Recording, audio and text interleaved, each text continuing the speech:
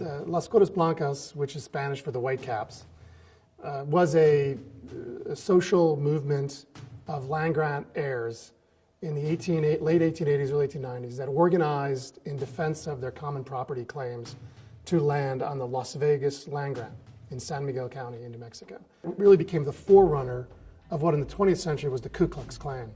But in New Mexico, what it was this a social movement organization that really brought together poor people, particularly in New Mexico, of course, people that connected to Mexican land grants, who were trying to defend their right to access the common lands that their grandparents had used before them, but now were disappearing behind barbed wire fences and being used largely by commercial ranchers who were flooding New Mexico with cattle because of the open range after the railroad arrived in the 1870s.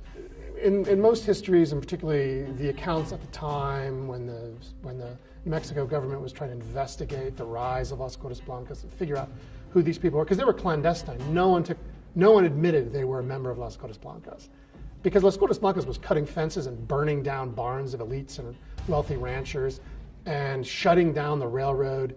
But there were three brothers, Juan Jose, Pablo, and Nicanor Herrera, who most people assumed were behind Las Gorras Blancas.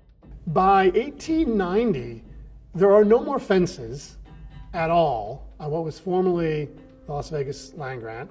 The railroad is no longer even operating.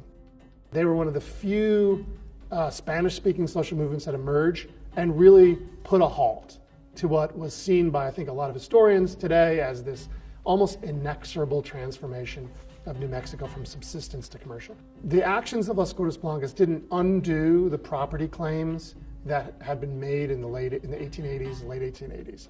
What it did was it interrupted the ability of the people who made those claims to use that land for commercial benefit. But the short of it is the common lands that Las Gorras Blancas rose up to defend were lost and are now private property, largely.